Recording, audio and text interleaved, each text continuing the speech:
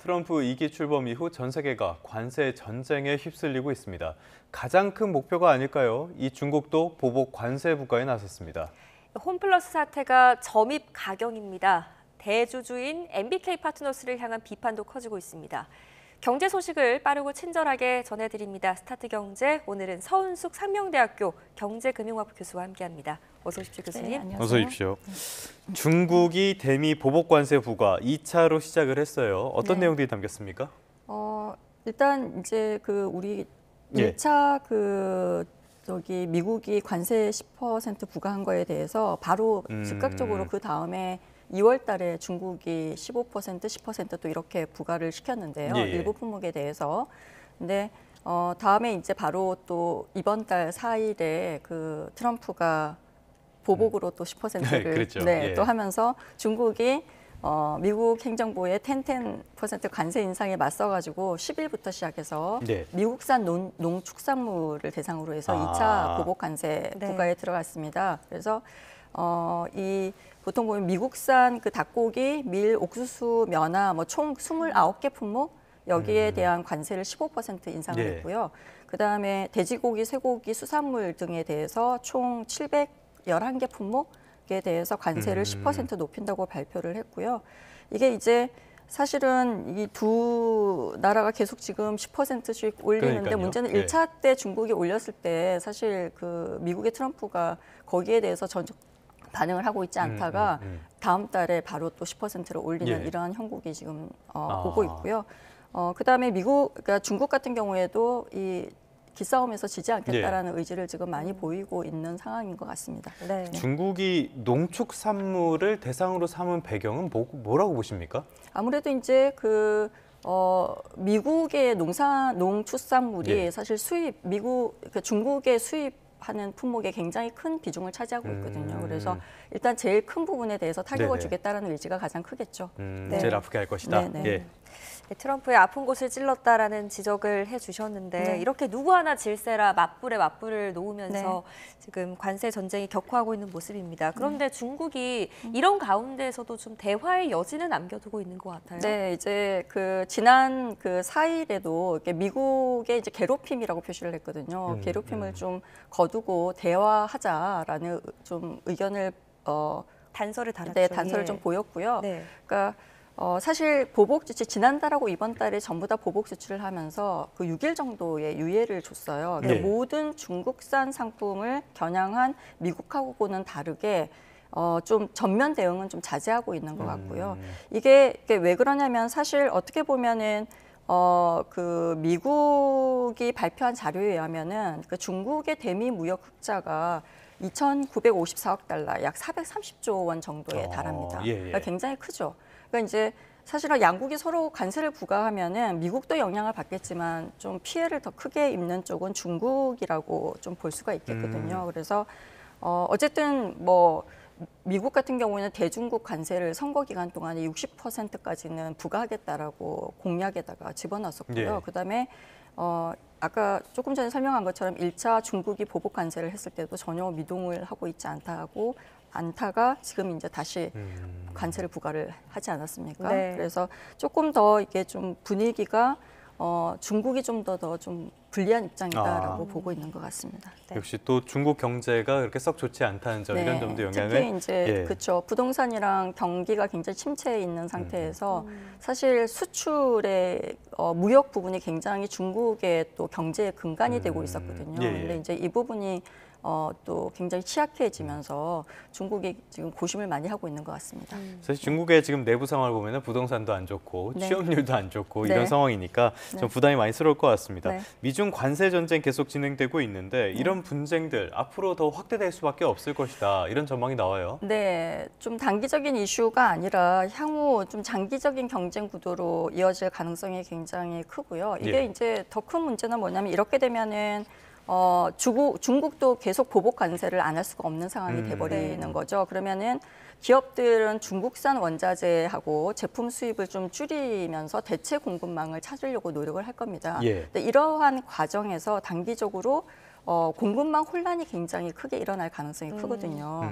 그러면은 공급망에 혼란이 일어나게 되면은 제품의 가격이 올라가고 특히 이제 네. 원자재의 가격이 많이 올라가고 그렇게 되면 생산에 차질이 발생할 가능성이 크겠죠. 그래서 미국과 중국의 이렇게 그 무역 전쟁이 좀 본격화되게 되면은 세계 전체의 교역량이 줄어들게 될 거고요. 이렇게 되면은 세계 경제 성장률 둔화로 이어질 가능성도 굉장히 크다라고 우리가 예측을 할 수가 있겠습니다. 네, 지금 단순히 남의 나라 이야기하는 게 아니라요. 고래 네. 싸움에 새우등 터진다고 우리나라가 네. 걱정입니다. 네, 지금 네. 이렇게 관세 전쟁이 격화하다 보면 우리나라에는 어떤 영향이 있을까요? 당연히 미국하고 중국은 우리나라 무역 대상국으로서 굉장히 큰 비중을 차지를 하고 있죠. 그래서 한국의 전체 수출에서 중국이 차지하는 비중이 약 22% 정도가 되고요. 미국이 차지하는 비중이 약 16% 정도가 됩니다. 그러다 보니까 두 나라 모두 한국 경제에 굉장히 중요한 시장이죠. 그래서 미중 간에 서로 관세 부과가 굉장히 확대될 경우에 두 나라의 성장 둔화가 일어날 가능성이 굉장히 크고요. 네. 그게 우리의 수출 대상국이잖아요. 그러면 우리나라 수출 감소로 이어질 가능성이 굉장히 크겠죠. 그리고 또 중요한 것 중에 하나는 에너지와 원자재 가격의 상승 가능성도 굉장히 높아지고 있습니다. 그래서 중국이 일단 원유랑 천연가스, 철강, 알루미늄 이런 그 원자재 수급을 조정할 가능성이 굉장히 커지고 있거든요. 이렇게 되면은 한국의 입장에서는 원자재 수입의 가격이 상승할 가능성이 굉장히 크고요. 이렇게 되면 원자재의 가격 부담으로 이어집니다. 그렇게 되면 생산자 물가 지수가 올라갈 가능성이 크고 이거는 결국은 소비자 물가로 이어질 가능성도 존재를 합니다.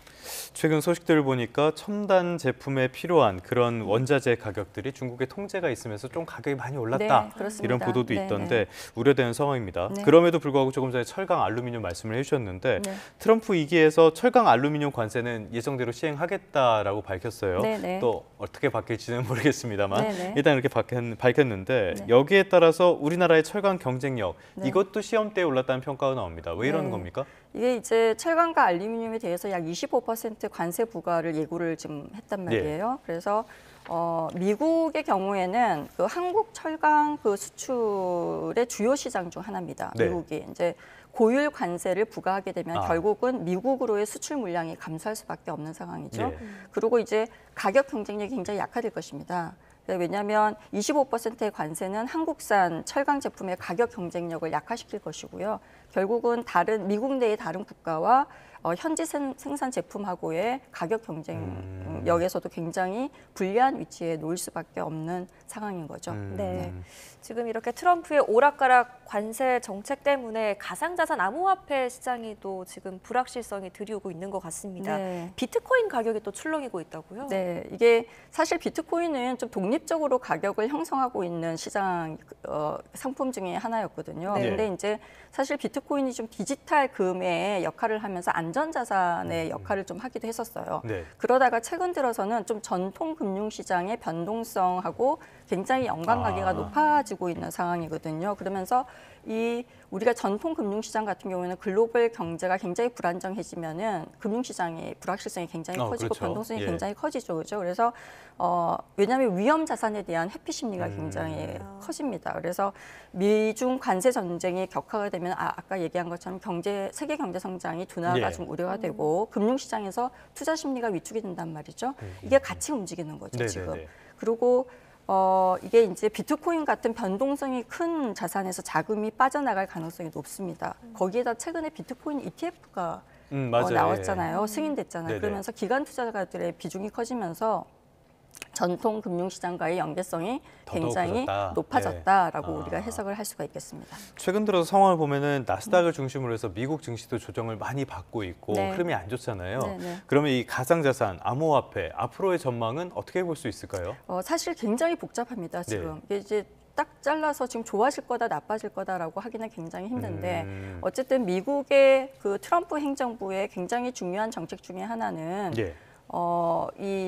미국의 그 제조업을 부활시키고 실업률을 높이고 본인의 보호무역주의를 계속 갖고 갈 거란 말이에요. 이 와중에서 달러의 그 주권을 유지하기 위한 굉장히 노력을 할 겁니다. 그 차원에서 뭐 스테이블 코인이라든가 비트코인 같은 경우에는 굉장히 그 강화시킬 가능성이 굉장히 높거든요. 그래서 특히 이제 비트코인 같은 경우에는 전략적 준비금으로 하겠다라고 지금 법안이 올라가 있는 상태잖아요. 그래서 그게 통과되고 나면은 비트코인에 대한 수요가 좀 높아질 거고, 그다음에 스테이블 코인 같은 경우에는 사실 다른 나라들이 달러를 좀 의존도를 낮추려고 하다 보니까 그래서 다른 화폐들을 지금 쓰려고 하잖아요. 그래서 오히려 스테이블 코인이나 이런 활성화를 좀 시키려고 하기 때문에 그 부분에는 좀 강화되지 않을까라고 예측을 하고 있습니다. 네, 말씀하신 것처럼 또 굉장히 복잡한 셈법이 있기 때문에 투자하실 때 좀 주의를 하셔야겠습니다. 다음 이슈로 한번 넘어가 볼게요. 홈플러스가 지금 기업 회생 절차 밟고 있는데 이런 과정 중에서 지금 과거의 사례들이 좀 조명이 되면서 MBK 파트너스사에 대한 비난과 비판이 좀 나오는 것 같아요. 이 MBK라고 하는 그 사모펀드 운용사거든요. 여기는 이제 보통 쓰는 방법 중에 하나가 기업들을 인수해서 나중에 이제 매각하는 형태로 이익을 창출하는, 엑시트하는 형태로 하는데요. 이 MBK 파트너스가 쓰는 방법 중에 하나가 인수할 때 레버리지드 바이아웃, 우리가 LBO라고 보통 부르거든요. 이 방식을 주로 사용하는 사모펀드 운용사입니다. 그게 뭡니까? 그게? 이게 기업을 인수를 할 때 대규모 차입금을 활용을 해요. 이 부채를 피인수 기업이 떠안도록 하는 구조입니다. 그러니까 이제 그렇게 되면 기업의 재무 부담이 굉장히 증가할 위험이 존재를 하겠죠. 그렇죠? 그래서 이후에 기업의 자산을 매각하거나 배당을 통해서 투자금을 회수하고 난 다음에 기업을 매각하는 방식으로 이익을 실현하는 기업이거든요. 문제는 MBK가 이러다 보니까 기업의 장기적인 성장보다는 단기적인 투자금 회수에 집중을 하고 있어요. 그래서 기업의 재무 건전성을 악화시키는 경우가 굉장히 많다라고 볼 수가 있고요. 대표적으로 이 MBK가 인수한 기업들이 2008년에 딜라이브, 2009년에 영화 엔지니어링, 그다음에 2013년에 네파, 2015년에 홈플러스, 그다음에 2019년에 롯데카드 등을 인수를 했는데 이게 다 실패한 케이스고요. 대표적으로 보면 네파라고 하는 아웃도어 브랜드가 우리가 있지 않았습니까? 여기가 2013년에 약 9,970억 원을 투자를 해서 네파를 인수를 했는데 인수 당시에 약 5천억의 부채, 대출을 통해 가지고 차입을 해서 했단 말이에요. 그러다 보니까 네파의 그 부채 비율이 231%까지 증가를 했습니다. 재무 상태가 굉장히 악화됐죠. 그러면 재무 상태를 개선하기 위한 노력을 해야 되는데 그렇지 않고 MBK는 2013년부터 2021년 동안에 약 833억 원의 배당을 회수를 했고요. 네파를 결국 그러다 보니까 2023년에 네파가 결국은 약 1,054억 원의 단기 순손실을 기록을 했습니다. 그러니까 투자금을 회수한 이후에 기업의 경쟁력이 약화되고 그다음에 부채 증권만 남기는 그러한 상황이 발생했기 때문에 그런 비판이 지금 나오고 있고요. 홈플러스도 마찬가지죠. 알겠습니다. 지금 말씀해 주신 것처럼 아무래도 이 사모펀드다 보니까 단기적인 차익에 너무 집중을 하다 보니 이런 일들이 있다, 이런 비판이 나오는데요. 저희가 그래픽을 준비한 걸 보시면요. 지금 다른 회사들에 대한 내용도 있었지만은 마지막에 CJ제일제당의 바이오 사업부 이쪽 인수 협상을 하고 있다. 고려아연의 경영권 분쟁에도 참여해서 지금 계속적으로 뭐 티격태격 하고 있지 않습니까? 지금 이런 상황 속에서 이렇게까지 계속 발을 넓혀가려는 그런 모습들, 교수님은 어떻게 평가하세요? 이게 이제 사모펀드의 특징 중에 하나입니다. 이제 본인들이 이익이 될 만한 기업들을 선정을 해서 거기에다가 특히 이제 LBO 방식이라는 것은 본인들한테 크게 부담이 없고 이제 그 피인수 기간이 기업들한테 재무 부담으로 아까 간다고 했잖아요. 그래서 근데 이제 사모펀드의 운용이 이런 식으로 되게 되면은 사실 엑시트하고 난 다음에 남은 기업은 굉장히 어려워지게 되고 이게 결국은 협력 업체와 소비자들한테 피해를 줍니다. 그리고 이 업체 자체가 이제 도산이 되거나 이렇게 되게 되면 또 협력 업체들도 문제가 되고 이게 우리나라 경제에도 굉장히 그 파급 효과가 크다라고 우리가 볼 수가 있거든요. 이제 그런 상황에서 사모펀드 운용에 좀 사모펀드는 사실은 굉장히 호흡이 장기적으로 아까 얘기한 것 장기적인 성장이나 가치 실현이나 이런 것보다는 자기들의 이익에 좀 초점을 두다 보니까 그래서 사회적인 책임이나 이런 부분들에 대한 좀 규제를 강화시켜야 된다라고 생각을 합니다. 지금 홈플러스 협력업체들은 납품을 중단했다가 지금 다시 이제 좀 재개하는 모습이기는 한데 이게 이제 대금 지급 계획을 제대로 마련하느냐 안 하느냐에 따라서 또 이게 이탈할 가능성이 남아 있는 거죠. 네, 그렇습니다. 이게 현재 홈플러스가 발표한 내용에 의하면 가용 자금이 약 3천억 원이 되고요. 이달 영업 활동으로 약 3천억 원 정도의 현금 유익을 예상하고 있다. 그래서 납품 대금 지급에는 큰 문제가 없다라고 입장을 밝히긴 했는데요. 사실은 기대에 미치지 못할 경우에는 결국 현금 유동성에 문제가 생길 수 있습니다. 왜냐하면 이러한 그 3천억 원의 영업활동으로 인한 이익이 발생할 거라고 현금 유입을 예상하는 가장 큰 이슈 중에 하나는 이벤트가 대규모 할인 행사, 네. 그 홈플런이라고 하는 할인 행사의 성과에 크게 지금 의존하고 있기 때문이거든요. 근데 납품업체들이 지금 참여하지 않고 납품을 중단하고 있는 데도 있어서 사실 뭐 라면이나 과자 등이 지금 네. 품목이 품절돼서 공급이 차질이 생기는 데도 있거든요. 예, 그렇다 보면 우리가 대규모 할인 행사가 성과가 좋다라고만 얘기하기가 굉장히 한계가 있지 않겠습니까? 팔 게 없는데 네, 성과 좋을 그래서 수가 없겠죠. 홈플러스의 현금 유동성 확보와 뭐 협력사들하고의 신뢰 회복이 네. 결국은 향후 사태 해결에 굉장히 관건이 될 것 같다라고 보고 있습니다. 네. 유동성 확보 그리고 신뢰 회복 말씀을 해주셨는데 네. 정상화 가능성에 대해서는 어떻게 전망하십니까? 이게 그 유동성 위기에 딱 직면하자마자 사실 은행들은 네. 여기에 나갈 돈을 굉장히 제한을 하게 되거든요. 그래서 제일 먼저 한 네네네. 게 뭐냐면 외상 매출 채권이라고 하는 거를 담보로 해서 대출을 해주거든요. 우리가 예. 이거 외담대라고 부르는데 이 한도가 축소됐어요. 이렇게 되면은 협력사들이 대금 상환 요구를 받게 되는 상황이 발생을 하거든요. 그래서 그러니까 외상 매출 채권 담보 대출이 뭐냐면 기업이 보유하고 있는 외상 매출 네. 채권을 담보로 해서 은행에서 대출을 네네네. 받거든요. 그래서 왜냐하면 홈플러스는 대형 유통업체잖아요. 그래서 협력사로부터 물건을 공급받고 난 다음에 일정 기간 후에 대금을 지급을 한단 말이에요. 이 과정에서 자신이 협력사에 지급해야 되는 외상 매출 채권을 담보로 해서 금융권에서 자금을 계속 조달해 오는 형태를 갖고 있는 거죠. 근데 홈플러스 재정 악화가 굉장히 심해지게 되면서 은행들이 외담대 대출 한도를 지금 막고 있는 상황이란 말이죠. 네. 그렇죠? 그래서 유동성을 결국은 확보를 하지 못하게 되면은 협력사들에 대한 대금 지급의 차질이 빚을 가능성이 굉장히 크고 이게 협력사 중 굉장히 상당수가 중소기업입니다.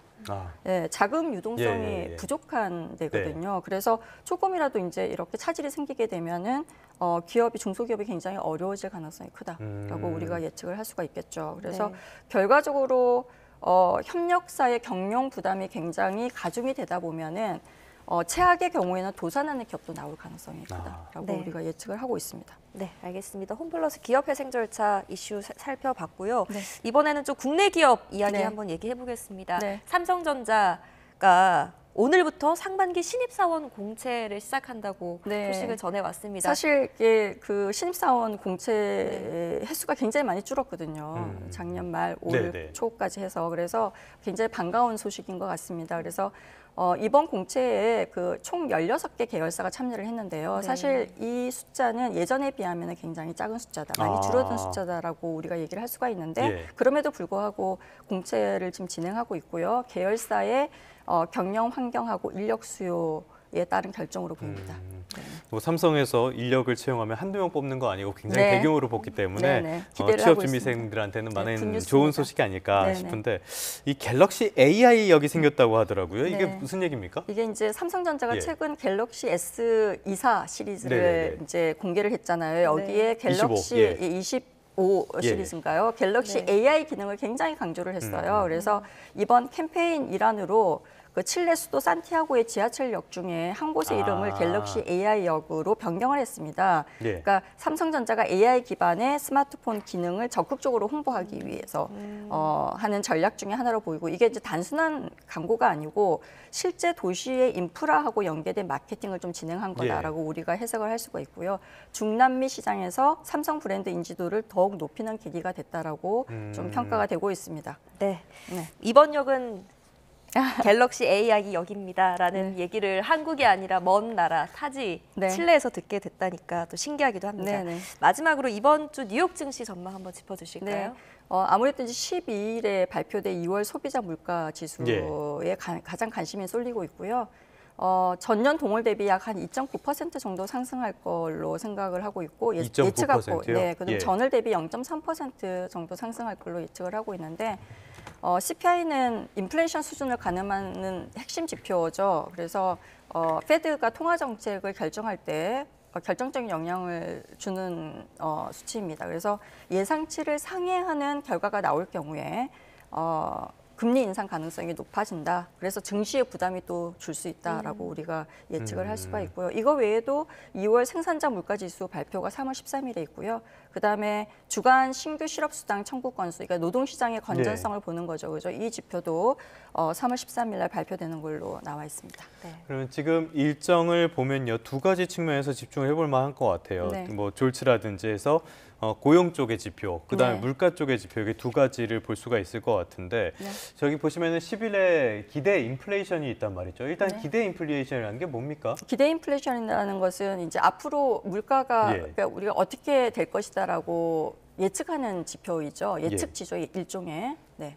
그렇다면은 지금 트럼프의 관세 정책이 이어지는 상황이라서 이 네. 기대 인플레이션이 많이 오를 가능성도 있는 거 아닙니까? 네, 당연하죠. 네. 이제 아무래도 관세가 높아지면 수입 물가가 올라가게 될 거고요. 그렇게 되면은 CPI 기대 인플레이션이 예전에 비해서 높아질 가능성이 굉장히 큽니다. 그 기대 인플레이션이 올라서 그렇게 오르게 된다는 것들, 이런 것들이 경제적으로 전반에 미치는 영향은 어떤 건가요?